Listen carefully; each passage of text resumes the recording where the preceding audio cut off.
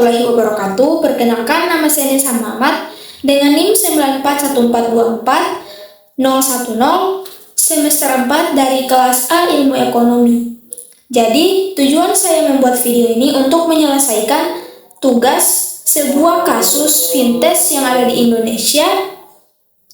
Dengan ini, saksikan penjelasan saya pada bagian berikutnya. Baik, pada bagian ini saya akan menjelaskan apa sih itu fintech.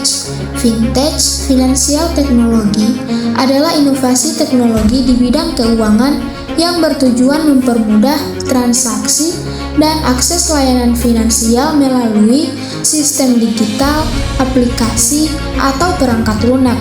Fintech mengubah metode tradisional menjadi serba digital, cepat, praktis, dan efisien, mencakup pembayaran, pinjaman, atau P2P lending, manajemen risiko, hingga investasi. Selanjutnya, inti dari kronologi pada kasus ini.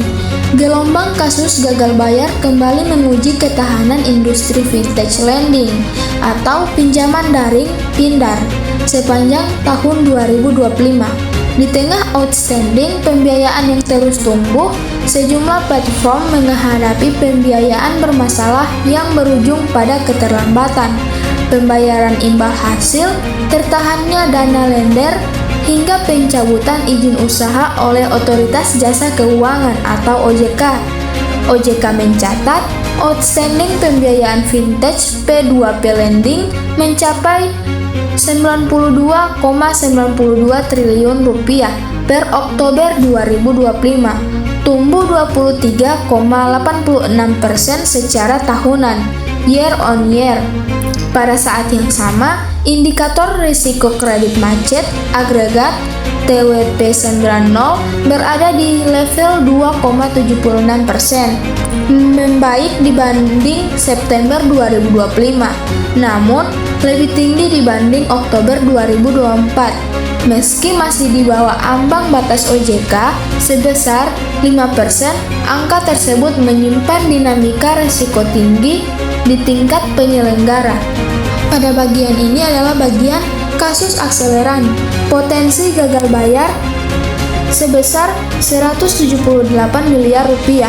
Salah satu kasus yang paling disorot pada tahun 2025 adalah PT Akseleran Keuangan Inklusif Indonesia. OJK menyebut permasalahan dipicu oleh 6 borrower yang gagal mengembalikan pinjaman secara bersamaan. Kondisi ini berdampak pada tertahannya pembayaran imbal hasil kepada lender dengan potensi gagal bayar mencapai 178,27 miliar rupiah per tanggal 3 Maret 2025. OJK menegaskan bahwa Akseleran masih menjalankan proses penagihan kepada borrower, termasuk melalui mekanisme litigasi. Kasus ini memperlihatkan bagaimana risiko gagal bayar tidak hanya berhenti di level peminjam, tetapi menjalar ke kepercayaan lender ketika arus pembayaran terganggu. Efek atau dampak pada kasus ini adalah yang pertama, investor mengalami kerugian. Yang kedua, kepercayaan terhadap fintech menurun. Yang ketiga, risiko sistemik meningkat. Yang keempat, mengganggu stabilitas industri fintech. Kasus gagal bayar pada Akseleran memberikan dampak kerugian bagi investor karena dana tidak kembali, yang kemudian menurunkan kepercayaan masyarakat terhadap fintech. Penurunan kepercayaan ini dapat memicu efek domino ke platform lain, sehingga meningkatkan risiko sistemik dan pada akhirnya mengganggu stabilitas industri fintech secara keseluruhan. Jenis kasus ini adalah fintech P2P lending, sedangkan platformnya itu berasal dari marketplace pembiayaan atau lender, borrower, UMKM, atau perusahaan. Model bisnisnya itu ada investor memberi dana, borrower mengembalikan plus bunga, platform ambil fee. Model bisnis Akseleran adalah mempertemukan investor yang memberikan dana dengan borrower yang mengembalikan pinjaman beserta bunga. Sementara platform memperoleh keuntungan dari fee atau komisi atas transaksi tersebut. Apa sih penyebab dari kasus ini? Penyebab kasus terjadi itu ada 4. Yang pertama, analisis kredit kurang optimal. Yang kedua, konsentrasi risiko pada borrower tertentu.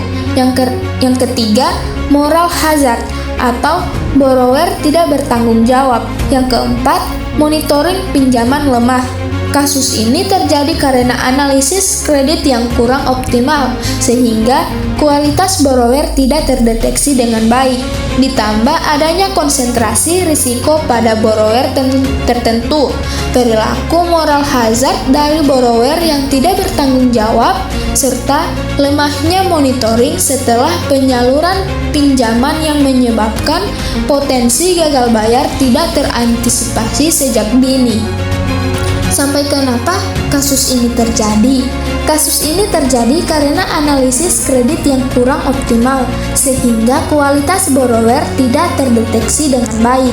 Ditambah adanya konsentrasi risiko pada borrower tertentu, perilaku moral hazard dari borrower yang tidak bertanggung jawab, serta lemahnya monitoring setelah penyaluran pinjaman yang menyebabkan potensi gagal bayar tidak terantisipasi sejak dini.